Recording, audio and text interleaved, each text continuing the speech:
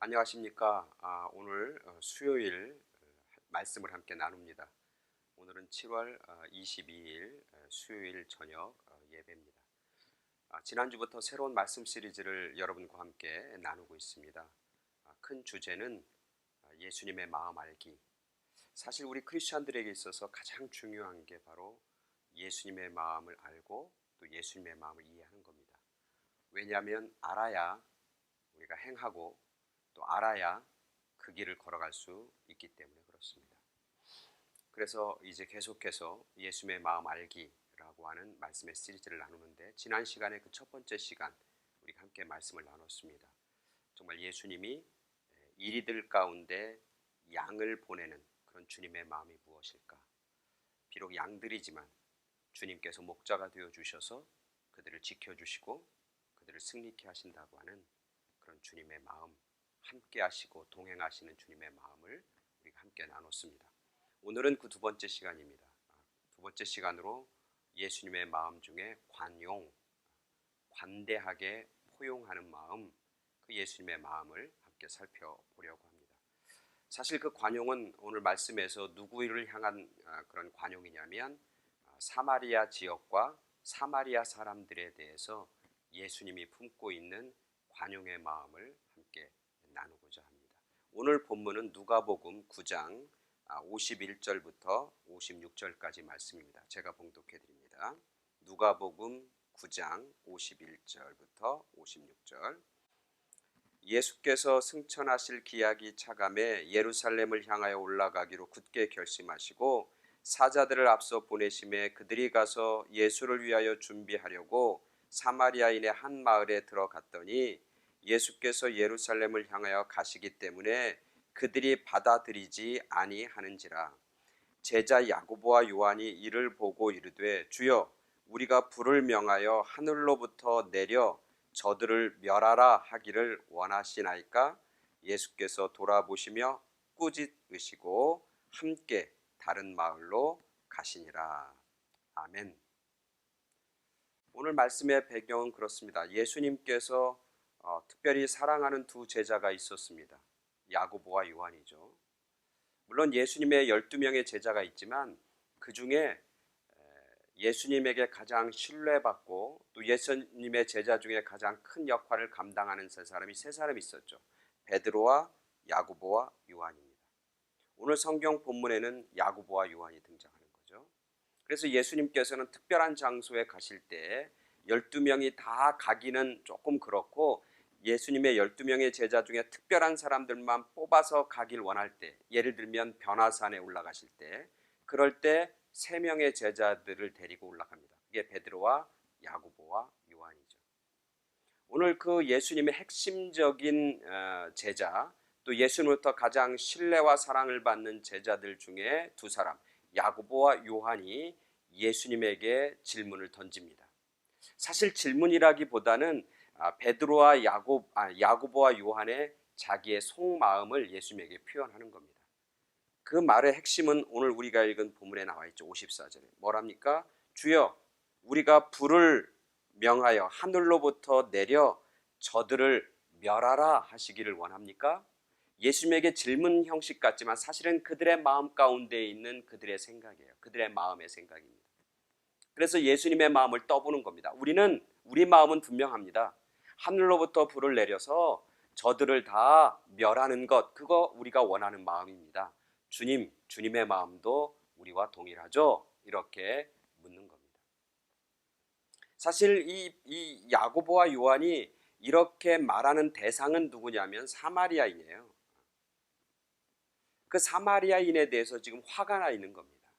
그 화난 이유는 오늘 성경 본문 우리가 읽은 앞에 보면 뭐라고 되어 있냐면 예수님과 그의 제자가 사마리아 지역으로 들어가시는데 그들이 사마리아 사람들이 받아들이지 않는다. 즉 환영하지 않는다는 거예요. 예수님과 예수님의 제자인 자기들을 거부한다는 거예요. 그것 때문에 지금 화가 나 있는 겁니다. 아니, 사마리아 사람들이 예수님을 몰라보는 것 때문에 화가 나는 거예요. 그리고 예수님은 바로 메시아인데 그 메시아를 거부하고 받아들이지 않고 배척하는 것에 대해서 지금 화가 나 있는 겁니다. 자기들이 누군데, 자기들이 감히 어떻게 예수님을 거부할 수 있는가? 특별히 이 사건뿐만 아니라 야고보와 요한의 마음의 그 밑바닥에는 사마리아인들에 대한 어떤 차별과 또 사마리아인들을 이렇게 저주하는 마음이 그들 가운데 있는 거죠. 사실 사마리아 사람들은 누굽니까? 저주받아 마땅한 사람들입니다. 죄인들입니다. 하나님의 구원과는 먼 사람들이죠. 왜냐하면 그들의 역사, 이스라엘의 역사를 보면 이스라엘이 하나가 됐습니다. 통일 왕국을 이루죠. 그래서 첫 번째 왕이 사울이고 두 번째가 다윗이고 세 번째가 솔로몬이죠. 근데 솔로몬이 죽고 나서 이제 반역하게 됩니다.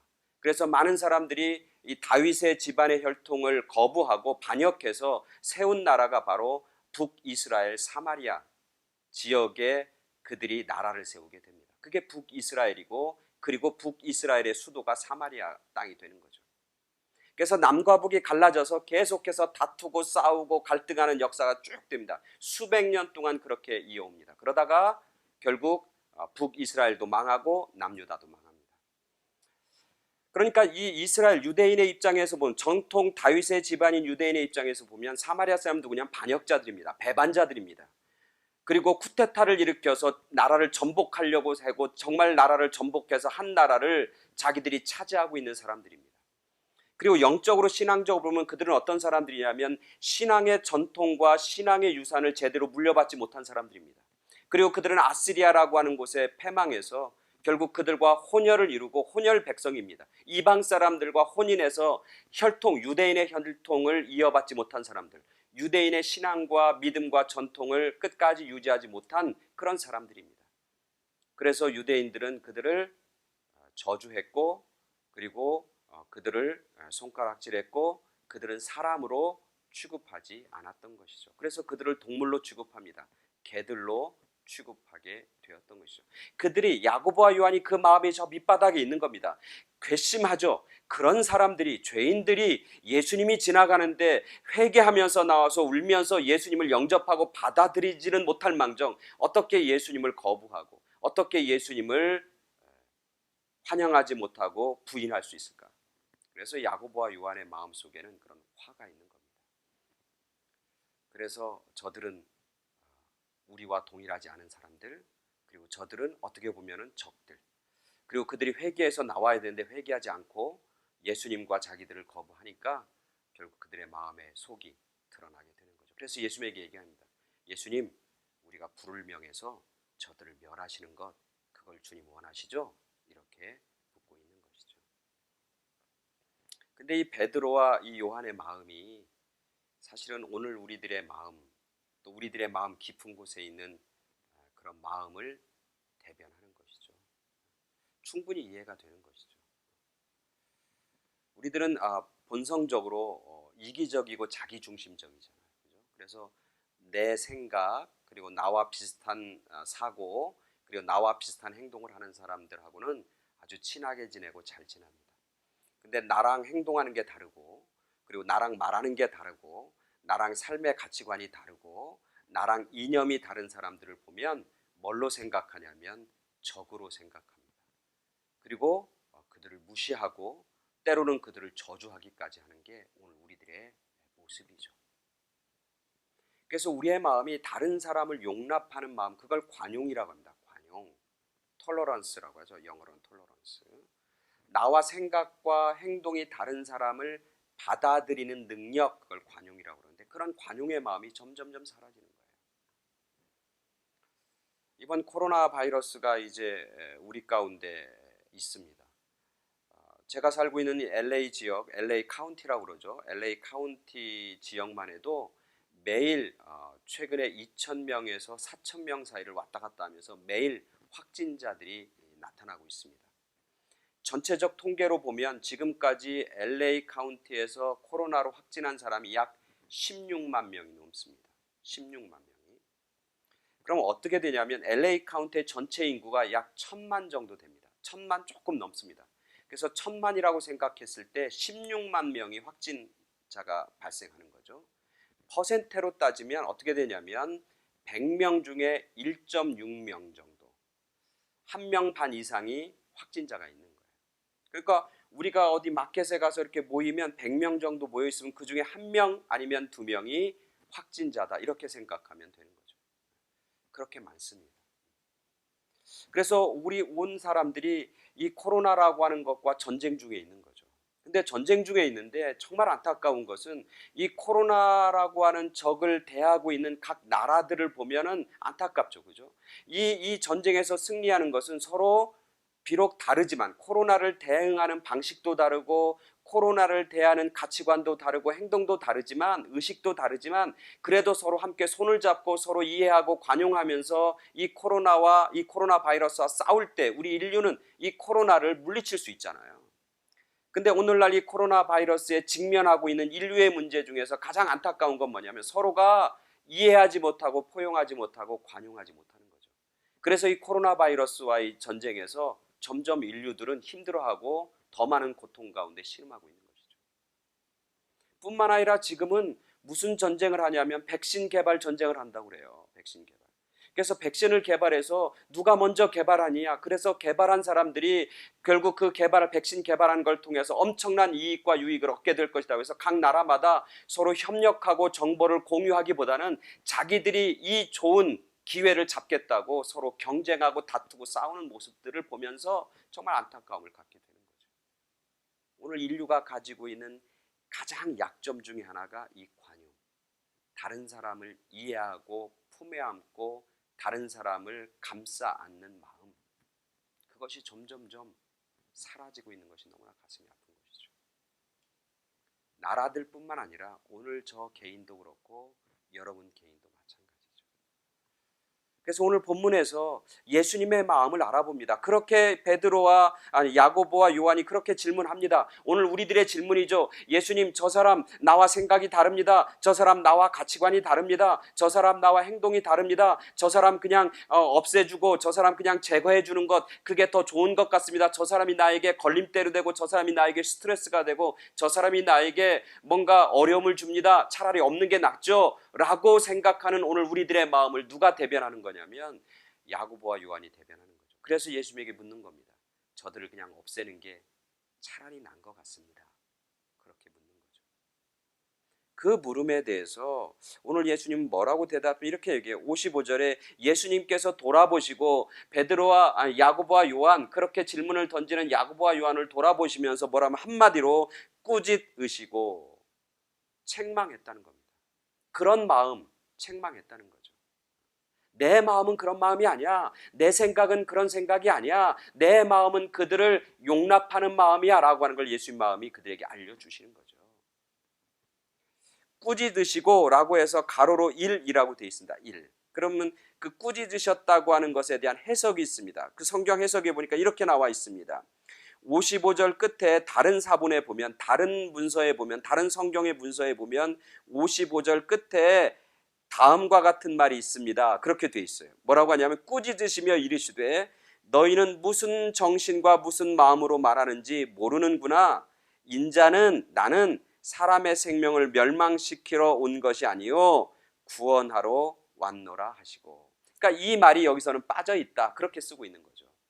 즉 예수님의 마음을 더 분명하고 확실하게 알려주는 겁니다. 제자들에게 꾸짖으면서 뭐라고 하냐면 이렇게 얘기하는 겁니다. 내가 이 땅에 온 것은 사람들의 생명을 멸하는 것이 아니라 그들도 비록 사마리아인도 비록 우리들과 행동을 갖지 않아도 우리와 같은 생각을 갖지 않아도 비록 그들이 신앙적인 믿음과 전통 가운데 있지 않아도 그들이 내 마음에 들지 않아도 그들을 멸하는 것이 내가 이 땅에 온 게 아니라 그들에게도 생명을 전해주고 그들에게도 관용의 마음으로 그들을 품기 위해서 내가 이 땅에 왔다. 그렇게 예수님께서 야고보와 요한에게 말씀하고 있는 거죠. 예수님의 마음, 무슨 마음? 관용의 마음, 관대하게 품는 마음, 관대하게 그들을 용서하는 마음. 그 마음을 주님께서는 이 본문을 통해서 알려주고 있는 것이죠. 관용이라고 하는 마음 참 중요하죠. 우리가 신앙생활하면서 오늘 이 야고보와 요한이 잘한 점이 딱 하나 있는데 그게 뭐냐면 예수님의 마음을 알아보려고 그랬고 그 예수님의 마음을 알아보기 위해서 그들이 예수님에게 질문을 던졌다고 하는 겁니다. 참 중요합니다. 오늘 우리들이 그냥 예수님의 마음이 내 마음이겠지, 내 마음이 예수님의 마음이겠지 그냥 생각하고 때로는 내 마음대로 내 생각대로 막 행동하고 막 말하고 할 때가 참 많습니다. 근데 분명한 것은 내 마음과 예수님의 마음이 다를 수 있다고 하는 걸 우리가 받아들이는 게 참 중요합니다. 더 중요한 것은 그럼 예수님의 마음은 어떨까? 오늘 야고보와 요한처럼 물어보는 게 참 중요합니다. 그래야 예수님의 마음을 알게 되는 겁니다. 그들이 예수님의 마음을 압니다. 그래서 함께 이제 그곳에서 떠납니다. 그들을 저주하거나 그들을 욕하거나 그들을 멸하지 않고 예수님의 마음을 알고 예수님의 마음을 그들이 깨닫고 그 지역에서 함께 다른 마을로 떠나는 그런 야고보와 요한의 모습을 알게 되는 거죠. 오늘 우리들도 이런 마음이 필요합니다. 내 생각과 예수님의 마음이 다를 수 있다. 그럼 예수님의 마음은 무엇일까? 기도하면서 묵상하면서 예수님의 마음을 알아가는, 그래서 예수님의 마음 중에 관용의 마음을 우리가 발견하고 또 그 마음을 우리가 품고 살아가는 그런 우리 모두가 되길 바랍니다. 이 관용이란 털러런스라고 하는 말이 이제 의학적인 용어로도 사용한다고 그래요. 어떤 사람이 그렇게 이것을 표현하는 글을 예를 제가 보게 됐는데요. 우리 몸 안에 있는 대표적인 소화기관이 위잖아요. 그래서 우유 1리터를 들어가게 되면 그 젖소가 가지고 있는 그런 아주 우리 몸에 유익한 알부민이라고 하는 그런 요소가 이제 우리 몸에 들어온다고 합니다. 그래서 우유 1리터가 우리가 마시게 되면 그 우유가 위로 들어가서 위에서 작용을 해서 알부민이라고 하는 좋은 영양소를 만들어서 혈관 곳곳에 이렇게 보내준다고 해요. 참 신기한 것은 우유가 좋다고 해서 그곳에 알부민이 있다고 해서 그 우유를 혈관 속에 직접 집어넣으면 사람은 쇼크를 일으킨다고 해요. 잘못하면 죽는 거죠. 근데 이 우유가 위로만 들어가면, 위에서 작용을 하기만 하면 우리 몸의 건강한 모습으로 그리고 그렇게 바뀌어진다는 거죠. 그 우유뿐만 아니라 모든 음식과 모든 때로는 해로운 것일지라도 우리 입을 통해서 위로 들어가면 위가 그것을 작용해서 우리 몸에 꼭 필요한 영양소로 만들어낸다고 해요. 때로는 해로운 것이 들어가도 위에서 그걸 다 해독해내면서 위에서 그것을 다 아주 좋게 그리고 아주 우리 몸에 아주 유익하게 그것들을 다 만들어낸다. 그게 위가 가지고 있는 특징이라고 해요. 그 위가 하는 그 역할, 그것을 뭐라고 하냐면 톨러런스라고 이야기한다고 하는 거예요. 그 화학작용을. 그러니까 관용이죠. 다양한 것들이 다 들어오지만 위에 들어오기만 하면 다 뭐야? 몸에 유익한 걸로 변해되고 만들어진다라고 하는 것이죠. 오늘 우리들의 생각과 우리들의 마음이 그 주님의 마음, 관용. 어떤 사람이 누구든지 예수님 만나면 생명을 얻고 예수님은 그 누구든지 그들을 품에 안고 불쌍히 여기는 관용의 마음, 그 마음을 가지고 대하는 그런 주님의 마음이 오늘 저와 여러분들의 마음이 되길 간절히 소원합니다. 그래서 관용의 마음을 가지고 그리고 우리가 함께 승리하는 관용의 마음을 가지고 우리가 주님 안에서 승리하고 주님 안에서 생명을 누릴 뿐만 아니라 주님 안에서 복된 삶을 살아가는 행복의 인생을 살아가는 그런 우리 모두가 되길 간절히 축원합니다. 다음 주 수요일에 또 세 번째 주님의 마음 알기 시간으로 여러분과 또 만나도록 하겠습니다. 평안하시고 건강하시길 간절히